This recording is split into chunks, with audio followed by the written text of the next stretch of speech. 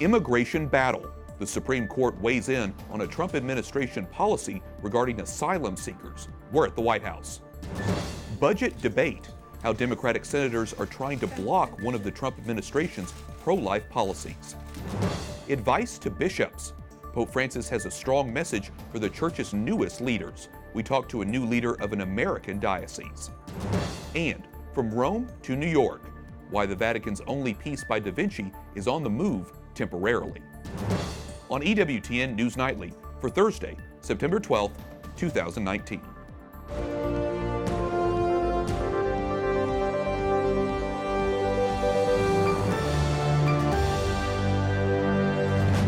Good evening from Washington, D.C., and thank you for joining us for news from a Catholic perspective.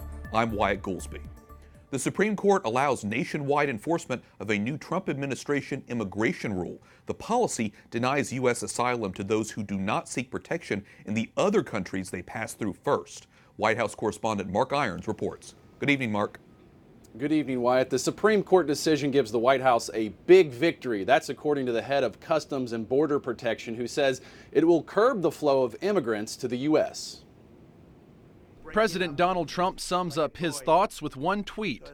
Big United States Supreme Court win for the border on asylum. With a 7-2 decision, the justices temporarily upheld the president's policy. It will impact Central American migrants journeying to the U.S. and require them to first seek protection in another country along the way. This court decision would allow implementation of the president's action for you to stay there while your process is being claimed. Otherwise, people are coming into the border and the claims aren't processed at all.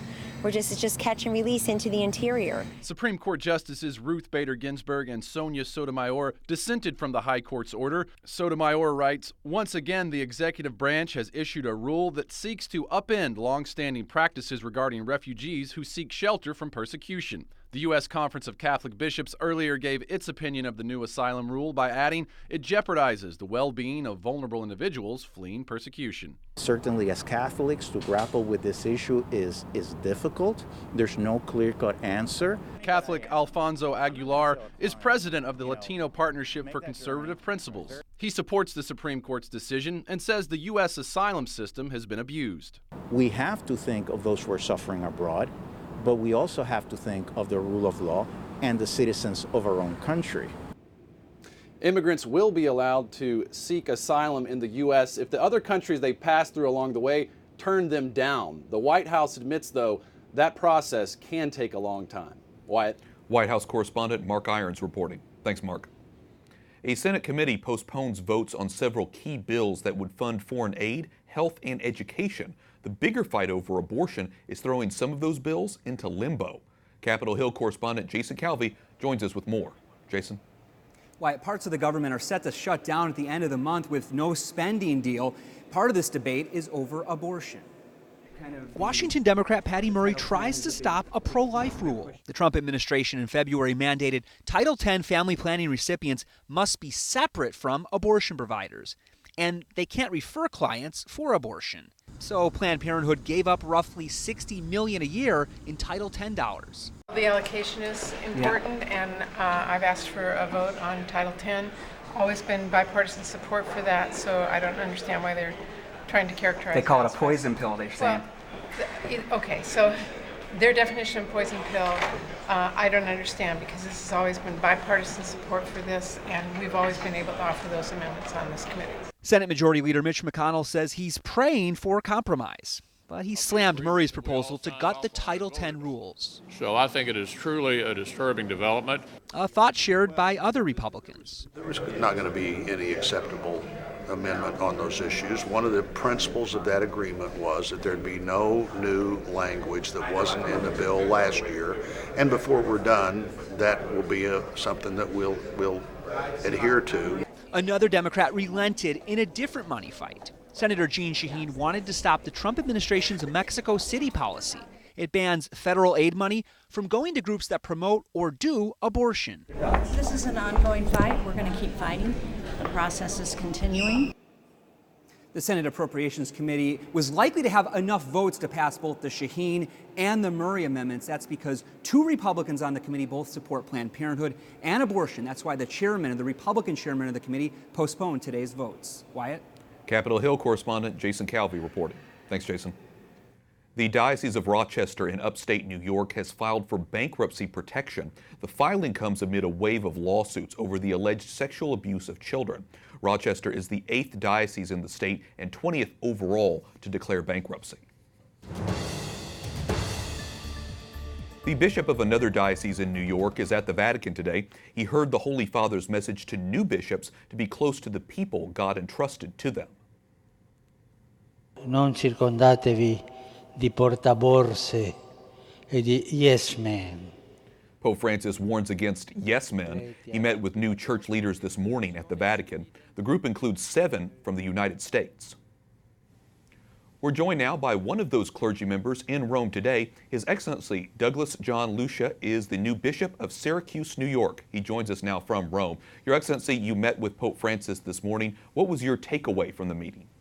My takeaway today was, first of all, he was very energetic for just having gotten back from his Africa trip, but he talked about closeness. The Italian word is Vinci, and so the closeness of God and the closeness of God's people.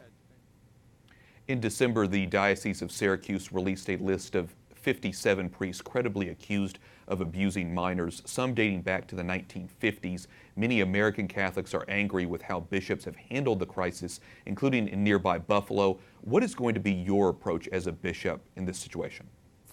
My approach already has been to be very direct with the people. I've already addressed a letter to them when the window opened for lawsuits in New York State.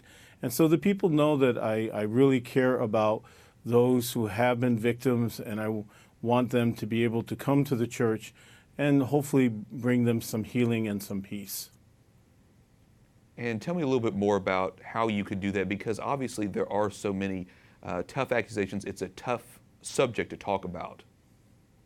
It is. It's really a tough. My biggest thing is I've welcomed that those who want to meet with me on a one-on-one basis to do so. And some have already asked to do so with me. And so I'm just very much open to seeking, going along with the theme in today's audience, how we can accompany people so that they might know that God is near. Tell us a little bit more about your diocese in Syracuse. Well, I'm getting very used to Syracuse in the sense that I've only been there literally maybe 5 weeks, and so it's brand new. In fact, tomorrow when I go home, I'm anxious to get back to work. For me, it's a change from the Diocese of Ogdensburg, which was more rural. This one is more, certainly more urban. The social problems as far as meeting the poor and helping the social needs of the day are very present to me at this time. Pope Francis recently addressed criticism he has received in the U.S., saying he's not afraid of a schism. Can you explain what he means by that, not afraid of a schism? Well, I heard those comments because I've been in school this week. I haven't really had much feed, but I think he, in addressing that idea of schism, I think it might be in reference between poor and rich and the way we approach things. But again, I think what he's trying to say is that he sees that the church is, as we were talking about even in our course, the synodality of the church, that we're called to walk together. Sounds like a very important message indeed. Well, obviously, we want to pray that God will continue to bless you in your ministry and obviously bless the Diocese of Syracuse as you begin your work there. Bishop Douglas Lucia, Diocese of Syracuse, New York, thank you for joining us. Thank you. A report says the leaders of the Taliban wanted a peace deal with the United States, but some were more in a hurry than others. The terror group had been holding talks with U.S. officials for more than a year in Qatar. President Trump canceled a high-stakes meeting last weekend at Camp David. Israeli Prime Minister Benjamin Netanyahu denies a report his country was spying on the White House. Absolutely not. We have a directive. I have a directive. No intelligence collection in the United States. No spying. And it's rigorously enforced. Netanyahu also called the report a complete fabrication. Politico reported Israel most likely was behind the placement of surveillance devices near the White House and other locations in Washington, D.C. President Trump is delaying new tariffs on Chinese goods for 2 weeks. Beijing welcomed the move, calling it a goodwill gesture. The White House was set to increase taxes on $250 billion worth of products from China by 30%. The new deadline is October 15th. A court in Northern Ireland has rejected claims UK Prime Minister Boris Johnson's strategy for Brexit should be ruled illegal. Johnson remains optimistic the UK and the European Union can reach a deal. We're trying to get a deal. I'm very hopeful that we will get a deal with our European friends on October the 17th or 18th or thereabouts. But if we have to come out on October the 31st with no deal, we will be ready. Johnson also denied he lied to Queen Elizabeth II when he advised her to suspend Parliament for 5 weeks. Britain is set to leave the European Union in 50 days. The Prime Minister of the Bahamas says the country is starting to recover from the devastation of Hurricane Durian. As horrible and vicious as Hurricane Durian was, the bravery and resilience of the Bahamian people is even more powerful.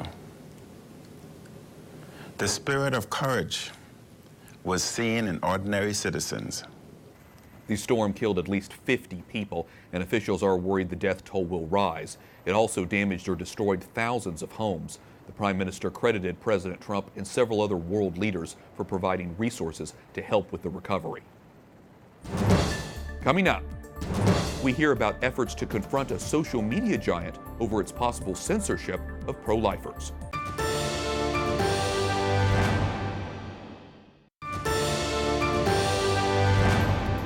Four Republican senators send a scathing letter to Facebook CEO Mark Zuckerberg questioning why pro-abortion activists were allowed to fact-check the pro-life group Live Action.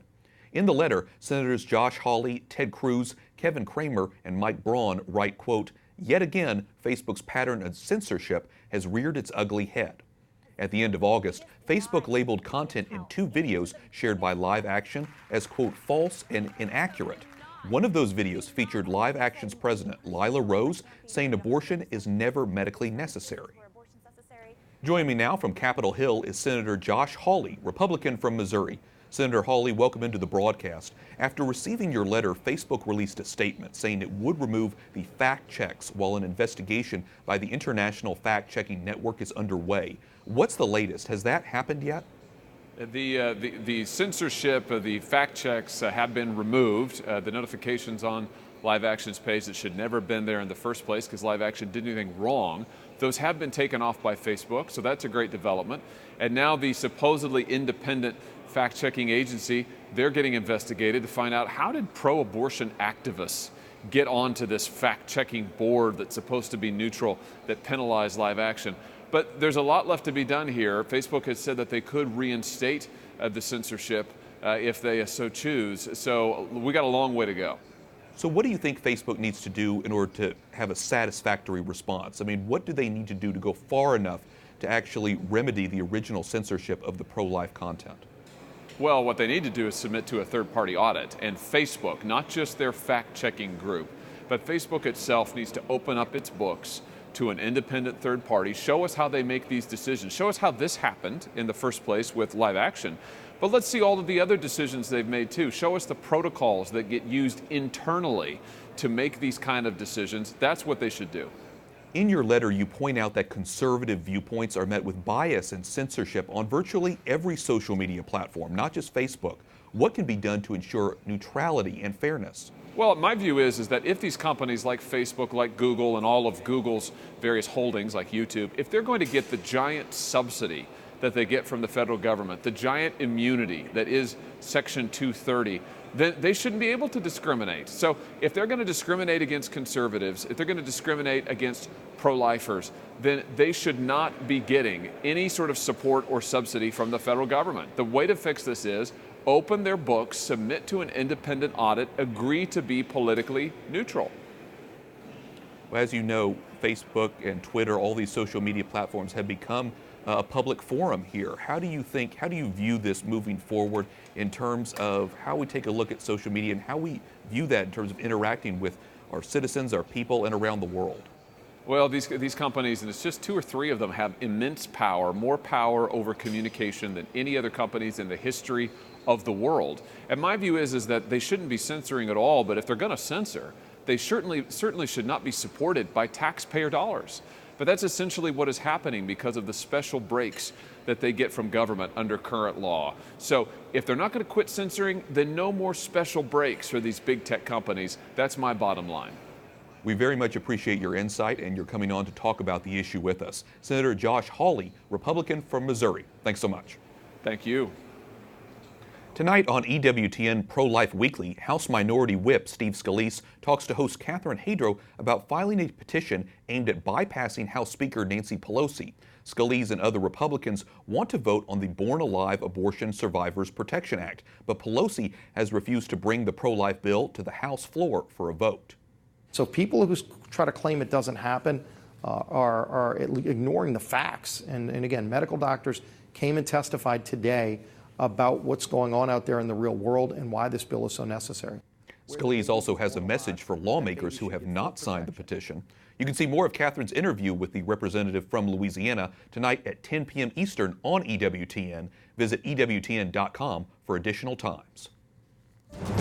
Up next, a closer look at a Democratic presidential candidate's comments on abortion, and an update on the Vatican's only work by Leonardo da Vinci.